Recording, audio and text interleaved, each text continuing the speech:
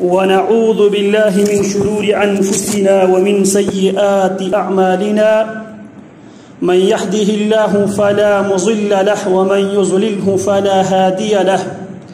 وأشهد أن لا إله إلا الله وحده لا شريك له وأشهد أن محمدا عبده ورسوله أما بعد فإن خير الحديث كتاب الله وخير الهدي هدي محمد صلى الله عليه وسلم وشر الأمور محدثاتها فإن كل محدثة بدعة وكل بدعة ضلالة والضلالة في النار. أما بعد فأعوذ بالله السميع العليم من الشيطان الرجيم من همزه ونفخه ونفسه. لقد كان في قصصهم عبرة لأولي الألباب ما كان حديثا يفترى ولكن تصديق الذي بين يديه وتفصيل كل شيء وهدى ورحمة لقوم يؤمنون. قرآن مجید نے جس قصے کو، جس واقعے کو احسن القصص سے تعبیر کیا اور اس قصے کی آخری آیات، اس سورت کی آخری آیات جس سورت کی آغاز میں رب العالمین فرماتے ہیں نحن نقص علیک احسن القصص بما اوحینا الیک هذا القرآن وان كنت من قبله لمن الغافلین. سورہ یوسف ہے. سورہ یوسف کی ابتدائی آیات میں اللہ فرماتے ہیں نحن نقص علیک احسن القصص. اے محمد صلی اللہ علیہ وسلم، اے محمد الرسول اللہ صلی اللہ علیہ وسلم کو نبی اور رسول ماننے والوں، قرآن مجید پہ ایمان رکھنے والوں، قرآن مجید پڑھنے والے، قرآن مجید کے قاریوں، قرآن مجید سننے والے، قرآن مجید کے سامعین، نحن نقص علیک احسن القصص. اے پیغمبر، ہم آپ پر بہترین قصوں میں سے سب سے بہترین قصہ اس لیے بیان کرتے ہیں نحن نقص علیک احسن القصص بما اوحینا الیک هذا القرآن. اس قرآن مجید میں جو سب سے بہترین جو قصہ ہے، اس قصے کو رب العالمین نے ابتدائی آیات میں فرماتے ہم آپ پر سب سے بہترین قصے بیان کرتے ہیں. اس قصے کے اندر مسلمانوں کے لیے عبرت ہے، درس ہے، سبق ہے. اور اس سورت کی آخری آیات میں اللہ فرماتے ہیں لقد كان في قصصهم عبرة. یہ جو احسن القصص جو ہم نے آپ پر اس پوری سورت میں شرح و بسط کے ساتھ، تفصیل کے ساتھ، وضاحت کے ساتھ، تشریح کے ساتھ، تفسیر کے ساتھ جس قصے کو ہم نے آپ پر بیان کیا ہے، اے پیغمبر، جو بھی واقعات ہم آپ پر وحی کرتے ہیں، جو بھی واقعات ہم آپ کے ذریعے رہتی دنیا تک انسانیت کو ہم سناتے ہیں، ان واقعات اور ان قصوں کے اندر آپ اور آپ کے صحابہ کے ساتھ جڑے ہوئے واقعات، ان کی سیرت، ان کے کردار، ان کی جلوت، ان کے خلوت، ان کی پوری زندگی میں اللہ فرماتے ہیں لقد كان في قصصهم عبرة. ہم قرآن مجید میں پیارے پیغمبر کی احادیث کی صورت میں، پیارے پیغمبر کے صحابہ کی سیرت کی صورت میں، جو بھی اس منبر سے، جو بھی اس مسجد سے، جو بھی اسلام کے مراکز سے جو بھی واقعات، صحیح واقعات بیان ہوتے ہیں، اللہ فرماتے ہیں لقد كان في قصصهم عبرة. یہ واقعات محض ٹائم پاس کے لیے صرف ایک کہانی، ایک سٹوری، ایک تاریخ بیان کرنا مقصود نہیں ہے. قرآن پڑھنے والوں، قرآن سننے اور سمجھنے والوں، لقد كان في قصصهم عبرة. ان حضرات کے قصوں میں، ان حضرات کی سیرت میں عبرۃ لأولی الالباب، عقل سے کام لینے والوں کے لیے، دانش مندی سے کام لینے والوں کے لیے، علم و معرفت سے کام لینے والے انسانوں کے لیے لعبرۃ، یقیناً اس میں عبرت کی باتیں ہیں، سبق کی باتیں ہیں، زندگی گزارنے کے طور و طریقے ان واقعات میں موجود ہے. لعبرہ، ہم جتنے بھی واقعات قرآن و سنت میں بیان کرتے ہیں، لعبرۃ، اس میں سننے والوں کے لیے، سنانے والوں کے لیے، پڑھنے والوں کے لیے، پڑھانے والوں کے لیے عبرت، سب کے لیے عبرت کی باتیں ہیں، سبق کی باتیں ہیں، زندگی گزارنے کی طریقے بیان ہوئے ہیں۔ ما کان حدیثا یفترا، یہ کوئی گڑی ہوئی بات نہیں ہے، ولیکن تصدیق الذی بین یدیہ، جو بھی اس قرآن اور حدیث میں جو بھی بیان ہوا ہے، ولیکن تصدیق الذی بین یدیہ، اس کتاب کی آمد سے پہلے، اس شریعت کی آمد سے پہلے، اس نبی کی بعثت سے پہلے، اس دین کے کامل اور مکمل ہونے سے پہلے جتنے بھی اللہ کے پیغمبر آئے ہیں، جتنے بھی لوگوں نے اللہ کی توحید کے لیے جنہوں نے قربانیاں دی ہے، اللہ فرماتے تصدیق الذی بین یدیہ، اب تک جن لوگوں نے اللہ کی توحید کے لیے قربانیاں دی ہے، مخالفتیں برداشت کی ہے، تصدیق الذی بین یدیہ، ان سے پہلے، آپ سے پہلے جو لوگ گزر چکے ہیں ان کے بھی ان واقعات میں تصدیق ہے، وتفصیل کل شیء، اور اس کتاب کے اندر، ان واقعات کے اندر تمام چیزوں کی تفصیل، ڈیٹیل، تشریح، وضاحت موجود ہے۔ کیوں؟ وَهُدًى وَرَحْمَةً، ان واقعات سے، ان قصوں سے، ان کے سیرتوں سے، وَهُدًى، لوگ ہدایت، ان کی سیرت کی روشنی میں لوگ ہدایت حاصل کرتے ہیں، وَرَحْمَةً، جب لوگ ان کی سیرت کی روشنی میں جب ہدایت لیتے ہیں، ہدایت پر عمل کرتے ہیں، تو اللہ فرماتے ہیں وَرَحْمَةً، ان کی سیرت سے سبق لینے والے انسانوں کے لیے ان کی سیرت رحمت بن جاتی ہے۔ لِقَوْمِ يُؤْمِنُونَ، یہ ان لوگوں کے لیے ہے جو ایمان کے دعوے دار ہے، اللہ کو رب مانتے ہیں، رسول اللہ صلی اللہ علیہ وسلم کو اللہ کی آخری رسول مانتے ہیں، قرآن مجید کو اللہ کی آخری کتاب مانتے ہیں، فرشتوں پر ایمان رکھتے ہیں، کتابوں پر ایمان رکھتے ہیں، قضاء و قدر پر ایمان رکھتے ہیں، یوم آخرت پر ایمان رکھتے ہیں۔ لِقَوْمِ يُؤْمِنُونَ، ایمان رکھنے والے قوم کے لیے، ایمان رکھنے والے افراد کے لیے ان کی قصوں کے اندر، ان کی سیرت کے اندر رحمت بھی ہے، ہدایت کا ذریعہ بھی ہے۔ انہی افراد میں سے ایک بہت بڑی شخصیت جناب عمر ابن الخطاب رضی اللہ تعالی عنہ وارضاہ، ان کی سیرت کی کچھ جھلکیاں ہم پڑھ رہے تھے۔ عموماً لوگ سیرت میں حضرات صحابہ کرام رضوان اللہ علیہم اجمعین، ائمہ کرام رحمہم اللہ اجمعین کی صرف واقعات کے تذکرے تک محدود رہتے ہیں، ان کے فضائل تک محدود رہتے ہیں، جبکہ اللہ رب العالمین بیان کرتے ہیں کہ ان کی قصے میں ہدایت کے اسباق موجود ہیں ان لوگوں کے لیے جو ایمان لاتے ہیں، کیونکہ یہ وہ افراد ہے جن کو بطور امتی رب العالمین نے ہمارے لیے نمونہ اور اسوہ بنایا ہے۔ فَإِنْ آمَنُوا بِمِثْلِ مَا آمَنْتُمْ بِهِ فَقَدِ اهْتَدَوْا، اگر کائنات میں رہتی دنیا تک آنے والا انسان اسی انداز میں، اسی مقدار میں، اسی ترتیب کے ساتھ، اسی کیفیت کے ساتھ اگر ایمان لے آئیں جس انداز میں حضرات صحابہ کرام رضوان اللہ علیہم اجمعین ایمان رکھتے تھے، اللہ فرماتے ہیں فَقَدِ اهْتَدَوْا، ایسے انسانوں کو اللہ کی طرف سے ہدایت مل جائے گی، بشرطے کی بحیثیت امتی ان کے سامنے ماڈل، اسوہ اصحاب رسول اللہ صلی اللہ علیہ وسلم ہو۔ اسی لیے ہمارا نام اہل السنت والجماعہ۔ اہل السنت سے مراد کیا ہے؟ نبی علیہ السلام کی ہر بات پہ، ہر عمل پہ، ہر ایکشن پہ سب سے پہلے نبی کی سنت کو مقدم رکھنے والے، کسی امتی کی بات کو نبی کی بات پہ ترجیح نہ دینے والے۔ والجماعہ، اب نبی کی بات کو کس طرح لینا ہے، کس انداز میں لینا ہے، نبی کی بات کو ماننے کے لیے ہمارے پاس کیا کوئی ماڈل، کیا کوئی اسوہ، کیا کوئی عملی نمونہ ہے؟ تو والجماعہ، ہمارے پاس وہ جماعت موجود ہے جو بحیثیت امتی، ایک ہے نبی علیہ السلام، بطور نبی اور رسول ہمارے لیے اسوہ ہے۔ لقد کان لکم فی رسول اللہ اسوۃ حسنہ،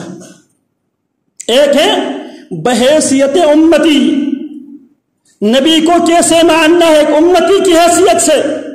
تو اللہ رب العالمین فرماتے ہیں وَإِذَا قِيلَ لَهُمْ آمِنُوا كَمَا آمَنَ النَّاسِ، جب ان سے یہ کہا جاتا ہے اسی طرح ایمان لے آؤ جس طرح یہ لوگ ایمان لا چکے ہیں۔ کون؟ حضرات صحابہ کرام رضوان اللہ علیہم اجمعین۔ تو بحیثیت امتی ہمارے لیے نمونہ اسوہ حضرات صحابہ کرام رضوان اللہ علیہم اجمعین کی ذات گرامی ہے، جنہوں نے قرآن کو سمجھنے کے حوالے سے، قرآن پہ عمل کرنے کے حوالے سے، پیارے پیغمبر پہ ایمان رکھنے کے حوالے سے، اور ایمان کے تقاضے محمد الرسول اللہ کے ساتھ ایمان کے تقاضے، محبت کے تقاضے پورے کرنے کے حوالے سے حضرات صحابہ نے عمل کر کے ہمیں عملی طور پہ بتایا ہے۔ اس انداز میں بحیثیت امتی آپ نے نبی کو فالو کرنا ہے۔ تو ان شخصیات میں سے ایک بہت بڑی شخصیت، بلکہ انبیاء و رسول کے بعد انسانی تاریخ میں دوسری بڑی شخصیت، انبیاء و رسول کے بعد امتیوں میں سے دوسری بڑی شخصیت، علم کے اعتبار سے، عمل کے اعتبار سے، پیارے پیغمبر علیہ السلام کی صحبت کے اعتبار سے، قربانی کے اعتبار سے، اسلام کی خدمات کے اعتبار سے دوسری بڑی شخصیت عمر الفاروق رضی اللہ تعالی عنہ کی ذات گرامی ہے۔ جناب عمر رضی اللہ تعالی عنہ کو یہ عظمتیں، یہ شان، یہ رفعتیں، یہ مقام، یہ منزلت کیوں ملی؟ جناب عمر رضی اللہ تعالی عنہ کی جب ہم سیرت کو پڑھتے ہیں تو جناب عمر رضی اللہ تعالی عنہ کا تعلق اللہ کے ساتھ، اللہ کی توحید کے ساتھ جناب عمر رضی اللہ تعالی عنہ کو ایک گہرا تعلق تھا۔ اپنی زندگی میں پچھلے خطبے میں عرض کر چکا ہوں، جہاں جہاں سے شرک امت میں داخل ہو سکتے تھے، عمر ابن الخطاب رضی اللہ تعالی عنہ نے حکمت کے ساتھ، دور اندیشی کے ساتھ، دانش مندی کے ساتھ ان دروازوں کو کلوز کر دیا، اور عمر رضی اللہ تعالی عنہ کی خاندان کو یہ شرف بھی حاصل ہے، پیارے پیغمبر علیہ السلام کی نبوت سے پہلے، پیارے پیغمبر کی رسالت سے پہلے پورے مکہ کے اندر ایک ہی انسان تھا جو اللہ کی توحید پر کاربند تھا، جو لات منات عزا کے خلاف ڈنکے کی چوک پر لوگوں کے سامنے اللہ کی توحید کی دعوت پیش کرتا تھا، پیارے پیغمبر کی بعثت سے پہلے۔ زید بن عمر بن نفیل، یہ جناب سعید بن زید رضی اللہ تعالی عنہ کے والد گرامی ہے، اور سعید بن زید رضی اللہ تعالی عنہ جناب عمر ابن الخطاب رضی اللہ تعالی عنہ کی چچا زاد بھائی ہیں، اور جناب عمر ابن الخطاب رضی اللہ تعالی عنہ کی بہن سیدہ فاطمہ بنت الخطاب رضی اللہ تعالی عنہا ان کے شوہر ہیں، اور سعید بن زید اور فاطمہ بنت الخطاب رضی اللہ تعالی عنہم اجمعین یہ سابقون الاولون میں سے ہیں، سب سے پہلے پیارے پیغمبر پر ایمان لانے والے افراد میں سے جناب سعید بن زید اور ان کی بیوی جناب فاطمہ بنت الخطاب رضی اللہ تعالی عنہما۔ عرض میں یہ کر رہا تھا، پیارے پیغمبر کی بعثت اور نبوت سے پہلے بھی سرزمین مکہ میں اللہ کی توحید پر ایمان رکھنے والے موجود تھے، اور ان کا نام نامی، اسم گرامی زید بن عمر بن نفیل، زید بن عمر بن نفیل یہ اللہ کی توحید پر کاربند تھے، لوگوں کو توحید کی طرف دعوت دیا کرتے تھے، اور سریعام کہا کرتے تھے رب واحد ام الف رب، کیا ایک اللہ کی پرستش، ایک اللہ کی عبادت، ایک اللہ کو مشکل کشا ماننا، ایک اللہ کو حاجت روا ماننا، ایک اللہ کو دستگیر ماننا، کیا یہ بہتر ہے ام الف رب، یا ہزار دروں پہ جھکنا زیادہ بہتر ہے؟ پیارے پیغمبر علیہ السلام سے پوچھا گیا، اللہ کے حبیب عمر بن زید بن نفیل، زید بن عمر بن نفیل، اللہ کے حبیب یہ توحید پرست ہے، اللہ کے حبیب قیامت کے دن اس کا کیا بنے گا؟ صحیح بخاری کی روایت ہے، پیارے پیغمبر فرماتے ہیں مجھے امید ہے اللہ رب العالمین زید بن عمر بن نفیل جو سیدنا عمر کے چچا جان تھے، فرمایا مجھے امید ہے اللہ رب العالمین اس کو ایک امت کی حیثیت سے اللہ اٹھائے گا قیامت کے دن۔ اور پیارے پیغمبر علیہ السلام سے نبوت سے پہلے ابتہ نامی جگہ پر ملاقات ہوتی ہے، اور پیارے پیغمبر علیہ السلام کے لیے یہ زید بن عمر بن نفیل پیارے پیغمبر کے آگے گوش پیش کرتے ہیں۔ پیارے پیغمبر علیہ السلام نبوت سے پہلے بھی بہت احتیاط سے کام لیا کرتے تھے۔ آپ کو ابھی تک نبوت نہیں ملی تھی، رسالت نہیں ملی تھی، ابھی تک آپ کے پاس وہی نہیں آ رہی تھی، لیکن اس کے باوجود بھی نبی علیہ السلام دین فطرت پہ تھے۔ پیارے پیغمبر احتیاط کیا کرتے تھے۔ یہ زید بن عمر بن نفیل پیارے پیغمبر کے سامنے گوشت پیش کرتے ہیں، پیارے پیغمبر کھانے سے انکار کر دیتے ہیں۔ آگے سے وہ زید بن عمر بن نفیل کہتا ہے جناب اس گوشت کو تناول فرماؤ، میں ان لوگوں میں سے نہیں ہوں جو اللہ رب العالمین کا پیدا کردہ بکری، جس بکری کو رب العالمین نے پیدا کیا، آسمانوں سے بارش برسا کر اس کے لیے پانی کا انتظام کیا، اس بارش کے ذریعے گھاس اگا کر اس کے لیے کھانے کا انتظام کیا، اور آپ کے لوگوں نے اس بکری کو غیر اللہ کے نام پہ، غیر اللہ کے دربار پہ، نظر و نیاز کے نام پہ جو لوگ بکریوں کو وہاں پہ ذبح کرتے ہیں، میں ان میں سے نہیں ہوں، میں اللہ کے نام پہ بکری کو ذبح کرنے والا ہوں، لہٰذا آپ تناول فرما لیجیے۔ پیارے پیغمبر علیہ السلام نے تناول فرمایا، لیکن جناب زید بن عمر بن نفیل کو پیارے پیغمبر علیہ السلام کی نبوت کی زندگی نہیں ملی۔ البتہ ان کا بیٹا جناب سعید بن زید رضی اللہ تعالی عنہ کو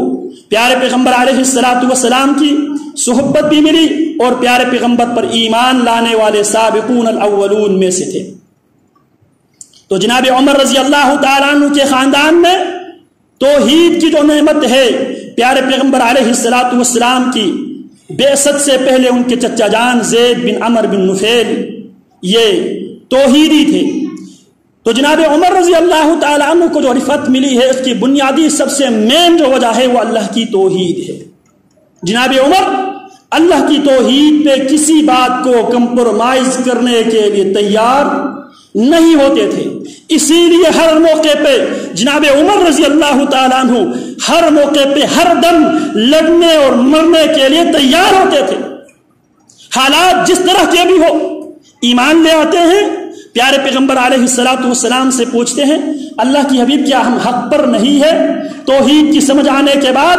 مشرکین مکہ کی اکثریت ہونے کے باوجود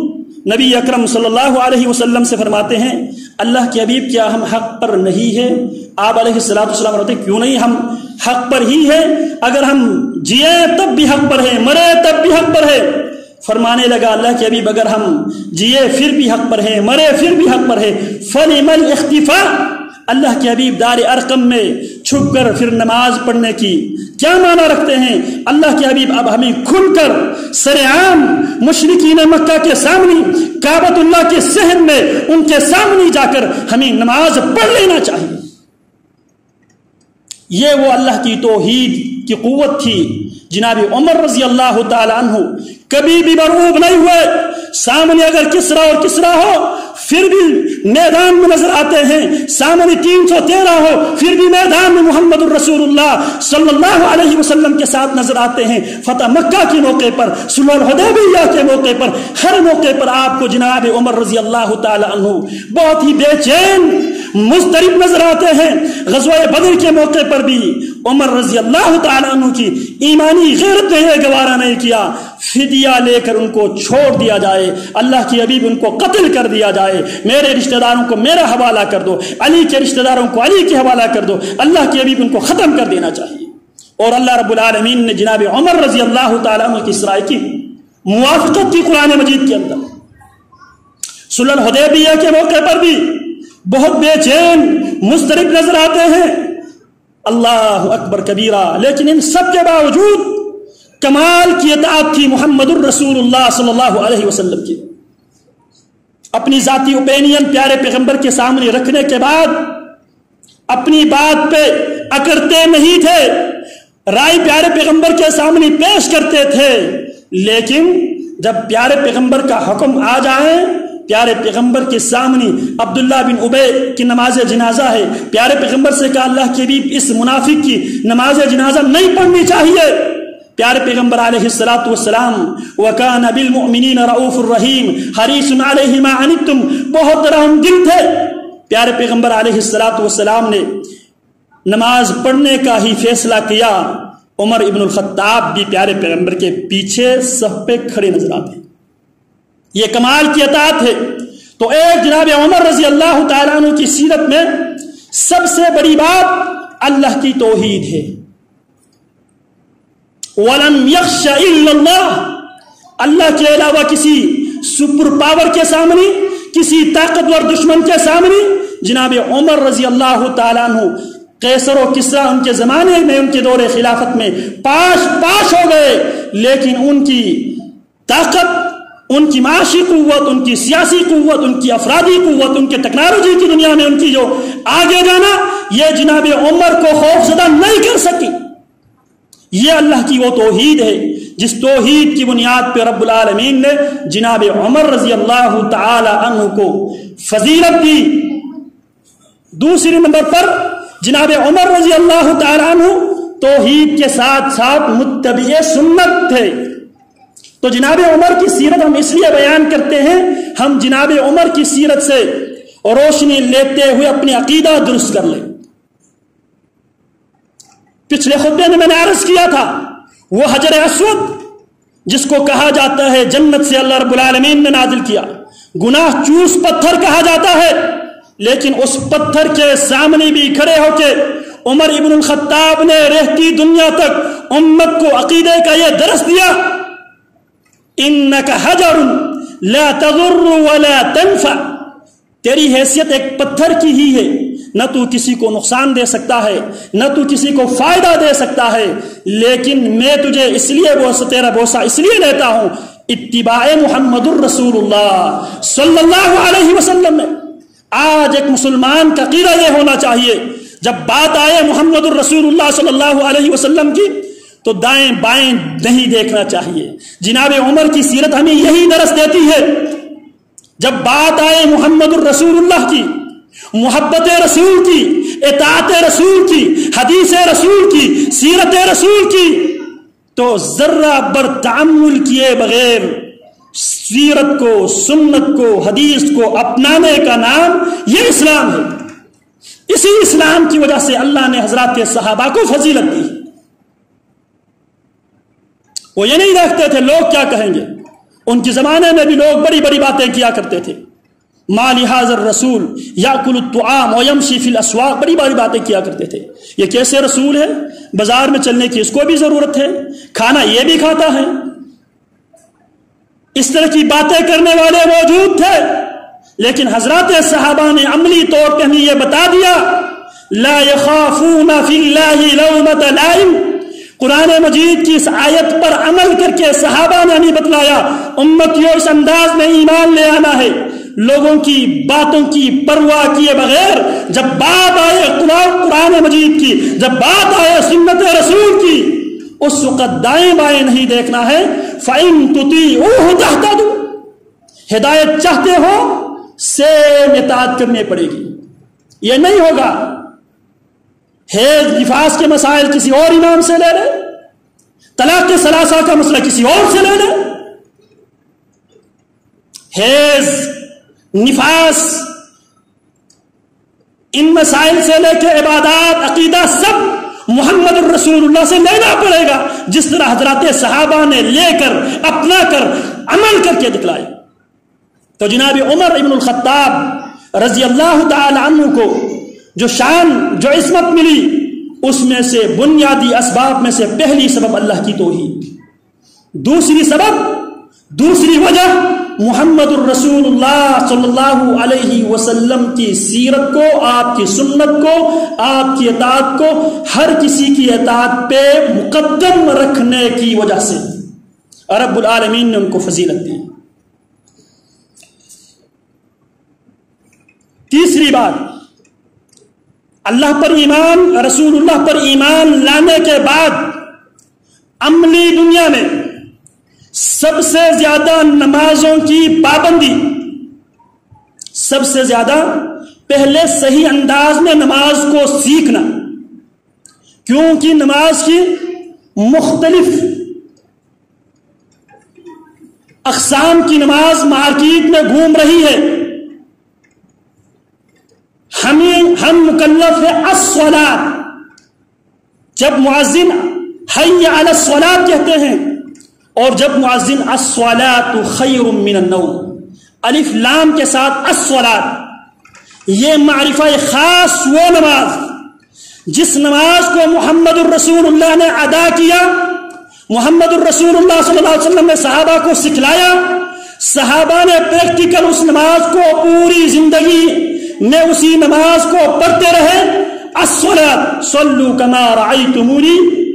اصلی، اسی طرح نماز پڑھو جس طرح مجھے نماز پڑھتے ہوئے تم دیکھتے ہو. کیوں؟ مشرکین مکہ بھی نماز کے نام پہ کچھ کام کیا کرتے تھے. قرآن مجید نے اس کو بھی ذکر کیا، وَمَا كَانَ صَلَاتَهُمْ عِنْدَ الْبَيْتِ إِلَّا مُكَعًا وَتَصْدِيَةً. مکہ کے مشرک بھی نماز کے نام پہ خانۃ اللہ میں آ کر سیٹیاں بجا کر تالیاں بجا کر اس کو بھی وہ نماز کے نام دیا کرتے تھے. اسی طرح اللہ رب العالمین نے قرآن مجید میں جناب اسماعیل علیہ السلام، جناب ابراہیم علیہ السلام کا بھی قصہ ذکر کیا. رب انی اسکنت من ذریتی بواد غیر ذی زرع عند بیتک المحرم ربنا لیقیموا الصلاۃ. اللہ میں نے اپنے اہل و عیال کو بے آب و گیاہ مکہ کے میدان میں، مکہ کے سنگلاخ وادی میں اس لیے چھوڑ آیا ہوں، ربنا لیقیموا الصلاۃ، اللہ تاکہ وہ نماز پڑھ لیں. وَكَانَ يَأْمُرُ أَهْلَهُ بِالصَّلَاةِ. جناب اسماعیل کے بارے میں اللہ فرماتے ہیں اسماعیل اپنے گھر والوں کو نماز کے حکم دیا کرتے تھے. اور جناب موسیٰ علیہ السلام کو اللہ نے حکم دیا وَأَقِمِ الصَّلَاةَ لِذِكْرِي. موسیٰ نماز کو میری ذکر کے لیے پڑھ لینا. لیکن ہم کس نماز کے پابند ہیں؟ قرآن مجید میں جناب ابراہیم کی نماز کا بھی تذکرہ موجود ہے، اسماعیل کی نماز کا تذکرہ موجود ہے، موسیٰ کی نماز کا تذکرہ موجود ہے. لیکن ہم جس نماز کی پابند ہیں وہ محمد الرسول اللہ صلی اللہ علیہ وسلم کی وہ نماز ہے جس نماز کو پڑھ کر پیارے پیغمبر نے صحابہ کو حکم دیا صلو کما رأیتمونی اصلی. جناب عمر رضی اللہ تعالی عنہ کی اسلام کے ساتھ پہلی ملاقات نماز کی حالت میں مسجد حرام میں پیارے پیغمبر علیہ السلام جب سورہ الحاقہ کی تلاوت فرما رہے تھے، یہاں پہ پہلی بار جناب عمر رضی اللہ تعالی عنہ کو اسلام سے تعارف ہوا. اس کے بعد عمر مسلمان ہوئے. مسلمان ہونے کے بعد پیارے پیغمبر علیہ السلام سے مطالبہ کیا، اللہ کی حبیب اب ہم کھل کر سرعام کھلے آسمان تلے صحن بیت اللہ میں ہم نماز پڑھیں گے. سیدنا عبداللہ بن مسعود رضی اللہ تعالیٰ عنہ فرماتے ہیں وَلَقَدْ كُنَّا لَا نَقْدِرُ عَلَى الصَّلَاةِ عِنْدَ الْكَعْبَةِ. ہم ابھی تک کعبہ کے صحن میں کعبۃ اللہ میں نماز پڑھنے کی ہم قدرت طاقت نہیں رکھتے تھے. حتی اسلم عمر،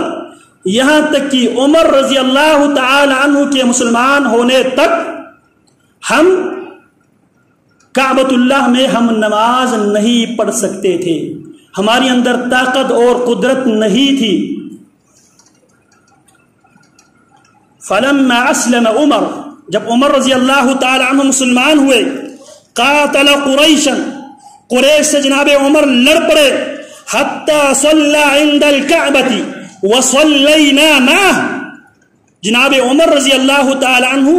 قریشیوں کے ساتھ پہلی لڑائی صرف اور صرف اس بنیاد پہ لڑتے ہیں کہ ہم نے ہر قیمت پہ بیت اللہ میں نماز پڑھنا ہے. جناب عمر کی پہلی لڑائی قریش مکہ سے صرف اس بنیاد پر ہے ہم نے ہر قیمت پہ کعبۃ اللہ میں ہی نماز ادا کرنا ہے. اور جناب عمر نے یہ کام کر کے دکھایا. فرماتے ہیں حتی صلی عند الکعبہ. عمر رضی اللہ تعالی عنہ کعبہ کے پاس جا کے انہوں نے نماز پڑھی. وصلینا معہ، عمر کی معیت میں ہم مسلمانوں نے پھر اس کے بعد کعبۃ اللہ میں علی الاعلان نماز پڑھنا شروع کر دیا.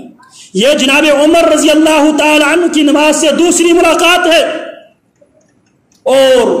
جب عمر رضی اللہ تعالی عنہ اس دنیا سے رخصت ہوتے ہیں تو بھی آپ کو وہی منظر نظر آئے گا جو قرآن مجید نے بیان کیا ہے. محمد الرسول اللہ والذین معه اشداء علی الکفار رحماء بینہم تراہم رکعا سجدا. میرے پیغمبر آپ کو آپ کے ساتھی رکوع کی حالت میں، سجدے کی حالت میں آپ پائیں گے، اور دنیا سے جاتے ہوئے اللہ اکبر کبیرہ کوئی مصلی رسول پہ نماز پڑھتے ہوئے جان دیتے ہوئے نظر آتے ہیں، کوئی قرآن مجید کی تلاوت کرتے ہوئے فَسَيَكْفِيكَهُمُ اللَّهُ روزے کی حالت میں قرآن کے ساتھ اپنے تعلق کو قائم کرتے ہوئے دنیا سے رخصت ہوتے ہوئے دکھائی دیتے ہیں. تراہم رکعا سجدا. جو آپ پر ایمان لانے والے ہیں، جو آپ پر ایمان لا چکے ہیں یا قیامت تک آپ پر ایمان لانے والے ہیں، عملی طور پر ان کی نشانی یہ ہے تراہم رکعا سجدا یبتغون فضلا من اللہ. آپ کو وہ رکوع کی حالت میں، سجود کی حالت میں ملیں گے. تو جناب عمر رضی اللہ تعالی عنہ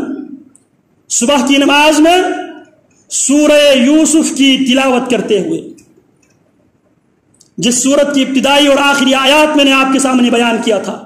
اسی سورت کی تلاوت کرتے ہوئے جناب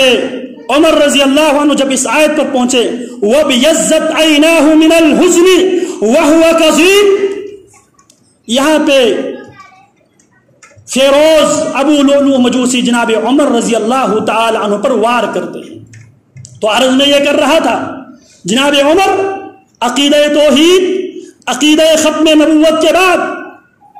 جب میں ختم نبوت کی بات کروں تو یہاں پہ اس بات کو بھی ذہن میں رکھ لیجئے، پیارے پیغمبر علیہ السلام کی ختم نبوت پہ جن 1200 صحابہ کرام نے جان دے دیے، ان 1200 صحابہ کرام میں سے ایک عمر بن الخطاب کے بھائی جناب زید بن خطاب رضی اللہ تعالی عنہ بھی ان شہدائے ختم نبوت میں شامل ہے جنہوں نے مسیلمہ کذاب کے خلاف امیر المؤمنین خلیفۃ المسلمین ابو بکر صدیق رضی اللہ تعالی عنہ کی ایام خلافت میں جن 1200 صحابہ نے شہادتیں پیش کی ختم نبوت کے لیے، تو عقیدہ ختم نبوت کے شہداء میں اسی عمر رضی اللہ تعالی عنہ کے خاندان سے ان کے بھائی جناب زید بن خطاب رضی اللہ تعالی عنہ بھی شامل ہیں. جب زید بن خطاب رضی اللہ تعالی عنہ شہید ہوئے، جناب عمر رضی اللہ تعالی عنہ فرمانے لگے زید سبقتنی الی الحسنیین، زید تو دونوں اچھائیوں پہ مجھ پہ سبقت لے کر گیا، اسلام لانے پر بھی مجھ سے سبقت لے کر گیا، اور شہادت بھی حاصل کرنے میں تو مجھ سے سبقت لے کر گیا. اور اسی توحید کی بنیاد پہ جناب عمر رضی اللہ تعالی عنہ کو جناب ابراہیم علیہ السلام جو اللہ کی بڑے توحیدی پیغمبر گزرے تھے، اللہ کی قسم دونوں میں کچھ چیزیں مشترک نظر آتی ہے. ان میں سے ایک جناب ابراہیم علیہ السلام نے اللہ سے دعا کی تھی، جناب رسول اللہ صلی اللہ علیہ وسلم مراد ابراہیم ہے. جناب رسول اللہ صلی اللہ علیہ وسلم کی بعثت کے لیے جناب ابراہیم نے دعا کی تھی ربنا واسفیہم رسولا منہم یتلو علیہم آیاتک ویزکیہم ویعلمہم الکتاب والحکمہ انک انت العزیز الحکیم کی صورت میں. اور جناب عمر رضی اللہ تعالیٰ عنہ مراد رسول اللہ صلی اللہ علیہ وسلم تھے. اور جناب ابراہیم علیہ السلام نے بھی اللہ پر یقین رکھتے ہوئے، اللہ پہ توکل کرتے ہوئے، اللہ پہ بھروسہ رکھتے ہوئے جناب ابراہیم علیہ السلام نے بھی اللہ رب العالمین سے ایک عجیب دعا کی تھی. آج انسانی عقل حیران ہے. جناب ابراہیم مکہ کی سرزمین پہ کھڑے ہو کے رب العالمین سے یہ دعا کر رہے ہیں وَارْزُقْهُمْ مِنَ الثَّمَرَاتِ. انسانی عقل حیران ہے. جہاں پہ گھاس تک نہیں اگتے وہاں پہ ابراہیم کس بات کی مطالبہ کر رہا ہے، کس چیز کی مطالبہ کر رہا ہے؟ وَارْزُقْهُم مِّنَ الثَّمَرَاتِ، اللہ اس بستی والوں کے لیے، میری اولاد کے لیے، میرے خاندان کے لیے اللہ پھل فروٹ کا انتظام کر لے۔ ابراہیم نے اسباق کی دنیا کو نہیں دیکھا، ابراہیم نے یہ دیکھا میں جس سے مانگ رہا ہوں علی کل شیء قدیر ہے۔ اسی طرح عمر ابن الخطاب رضی اللہ تعالیٰ عنہ کا ایمان کا یہ معیار ہے، ایک عجیب دعا کرتے ہیں۔ قال سعید بن المسیب رحمہ اللہ لما نفر عمر من منى اناخ بالابتہ ثم يستلقي ورفع يديه الى السماء۔ جناب عمر رضی اللہ عنہ آخری حج کر کے مقام ابتہ سے گزرتے ہیں، وہاں پہ ٹھہر جاتے ہیں اور آسمان کی طرف ہاتھ اٹھاتے ہیں اور فرماتے ہیں اللہم کبرت سنی وضعفت قوتی وانتشرت رعیتی فاقبضنی الیک غیر مضیع ولا مفرط، اللہ اکبر کبیرہ فمن سلخ ذو الحج حتی قتل۔ جناب عمر اللہ رب العالمین سے دعا کرتے ہیں مقام ابتہ پہ، اللہ میں عمر رسیدہ ہو چکا ہوں،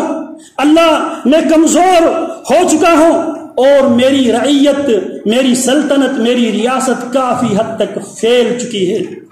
فاقبضنی الیک، اب اللہ مجھے قبض کر لے، اللہ مجھے اٹھا لے دنیا سے اور نہ مجھے ضائع کرنے والوں میں سے کر دینا، نہ افراد سے کام لینے والوں میں اللہ مجھے شامل کر دینا۔ پھر دعا کرتے ہیں جناب عمر اللہم ارزقنی شہادتا فی سبیلک واجعل موتی فی بلد رسولک۔ یہ وہ مقام حیرانگی کی وہ مقام یہ ہے، ایک طرف آدھی دنیا پر 22 لاکھ مربع میل پر جس آدمی کی حکمرانی ہے، جس آدمی کے لیے جان نچھاور کرنے والے لاکھوں میں موجود ہے، مدینہ کے اندر بھی پیارے پیغمبر کے صحابہ کی بڑی تعداد موجود ہے، جن سے گزر کے ہی عمر تک پہنچ سکتا ہے۔ انسانی عقل حیران ہے۔ عمر دعا کرتے ہیں اللہ مجھے شہادت کی موت چاہیے اور موت بھی تیرے نبی کی بستی مدینہ میں چاہیے۔ ایک طرف 22 لاکھ مربع میل پر حکومت پھیلی ہوئی ہے، لاکھوں کے تعداد میں جان نثار موجود ہے، ہزاروں کی تعداد میں حضرات صحابہ موجود ہے۔ عجیب دعا کرتے ہیں اللہ مجھے شہادت کی موت چاہیے اور موت بھی محمد الرسول اللہ صلی اللہ علیہ وسلم کی مدینہ میں چاہیے۔ یقین کے ساتھ، توکل کے ساتھ، اللہ پہ بھروسے کے ساتھ جناب عمر دعا کرتے ہیں۔ سعید ابن المسیب جو تابعین میں سے ایک بہت بڑے نام ہیں، جناب ابو ہریرہ رضی اللہ تعالیٰ عنہ کی داماد ہے، فرماتے ہیں فمن سلخ ذو الحجہ کا مہینہ نہیں گزرا حتی قتل، یہاں تک کہ جناب عمر رضی اللہ تعالی عنہ مجوسی غلام ابو لولو فیروز مجوسی کے ہاتھوں شہید ہوتے ہیں۔ تو عرض میں یہ کر رہا تھا جناب عمر رضی اللہ عنہ کو جو فضیلتیں ملی توحید کی برکت سے، سنت کی برکت سے اور نماز کی پابندی کے برکت سے۔ سیدنا عمر رضی اللہ تعالی عنہ اپنے گورنروں کو یہ خط لکھا کرتے تھے ان من اہم امورکم عندی الصلاۃ۔ گورنروں کو یہ خط، یہ تاکیدی حکم دیا کرتے تھے تمہاری ذمہ داریوں میں سے میرے نزدیک سب سے اہم تمہاری ذمہ داری، تمہاری ڈیوٹیوں میں سے سب سے اہم ترین ڈیوٹی یہ ہے میری نزدیک الصلاۃ، نمازوں کو سنت کے مطابق، نمازوں کے ٹائم پہ نمازوں کو جماعت کے ساتھ ادا کرنا تمہاری ذمہ داریوں میں سے میرے نزدیک اہم ترین ذمہ داری یہ ہے۔ فمن حفظها حفظ دینہ، جو اس نمازوں کی حفاظت کرتا ہے وہ اپنے دین کی بھی حفاظت کرتا ہے۔ ومن ضیعها فهو لما سواها عزیہ، جو نمازوں کو ضائع کرتا ہے، جو نمازوں کی پابندی نہیں کرتا، وہ دوسرے معاملات کو بھی بہت زیادہ ضائع کرنے والے ہی ہیں۔ اور خود عمر رضی اللہ تعالیٰ عنہ کی کیفیت کیا تھی؟ جناب مسور بن مخرمہ رضی اللہ تعالیٰ عنہ بیان کرتے ہیں، اور اسے امام ابن بطہ نے الابانہ میں اس اثر کو ذکر کیا ہے۔ فرماتے ہیں ان عمر لما اصیب جعل یغمی علیہ، جناب عمر رضی اللہ تعالیٰ عنہ زخمی ہونے کے بعد آپ پر غشی طاری ہوئی، بے ہوش ہو گئے، اور لوگ جناب عمر کو ہوش دلانے کی کوششیں کر رہے ہیں، کامیاب نہیں ہو رہے، تو لہٰذا جناب عمر کے مزاج شناسوں میں سے ایک مزاج شناس نے مشورہ دیا، انکم لن تفزعوہ بشیء مثل الصلاۃ، تم عمر کو اگر عمر کی جان میں جان اگر باقی ہے، صرف ایک فارمولہ ہے جس کی بنیاد پہ تم عمر کو ہوش دلا سکتے ہیں۔ اگر عمر کی جان میں جان اگر باقی ہے، ایک فارمولہ ہے، اس فارمولہ کی بنیاد پہ تم عمر کو اس بے ہوشی سے واپس لا سکتے ہیں۔ فرمایا کون سا فارمولہ ہے؟ فرمایا عمر کی زندگی میں سب سے اہم ترین کام نماز ہے، تو لہٰذا نماز کا نام لے لو۔ پھر یہاں پہ ایک صحابی اونچی آواز میں فرماتے الصلاۃ الصلاۃ یا امیر المؤمنین قد صلیت۔ احباب تھوڑا سا آگے تشریف لائے، ساتھیوں کے لیے جگہ نہیں، جو احباب پیچھے ہیں ذرا آگے تشریف لائے، جزاکم اللہ۔ الصلاۃ الصلاۃ امیر المؤمنین قد صلیت، عمر بے ہوش پڑے ہیں، ہوش دلانے کے لیے فارمولہ دیا گیا ہے، آپ نماز کا نام لے لے۔ عمر رضی اللہ عنہ کی زندگی میں سب سے اہم ترین کام نماز ہی ہے، لہٰذا نماز کے نام سن کر جناب عمر کو ہوش آ جائے۔ اللہ اکبر کبیرہ کہا گیا الصلاۃ قد صلیت یا امیر المؤمنین، امیر المؤمنین نماز پڑھی جا چکی ہے۔ جناب عمر رضی اللہ عنہ کو ہوش آتے ہیں، صحابی بیان کرتے ہیں فصلی وان جرحہ لیصب دما، جناب عمر جو بقیہ نماز رہتی تھی، اللہ اکبر کبیرہ، وہ نماز پڑھنے لگتے ہیں اور زخم سے فوارے کی طرح خون بہہ رہے تھے۔ یہ ہے عمر رضی اللہ تعالیٰ عنہ کی سیرت۔ لہٰذا ہم جناب عمر سے صرف محبت کی دعوے تک محدود نہ رہے، جو عقیدہ عمر کا تھا اسی عقیدے کی طرف آئیں، جو پیارے پیغمبر علیہ السلام کا تعلق عمر کا تھا ہم بھی کوشش کریں اسی تعلق کو اپنائیں، اور جو عمر رضی اللہ تعالیٰ عنہ کے تعلق نماز سے تھا، اللہ رب العالمین ہمیں بھی نماز سے اسی تعلق کو قائم کرنے کی اللہ توفیق عطا فرمائے۔ اقول قولی ھذا واستغفر اللہ لی ولکم ولی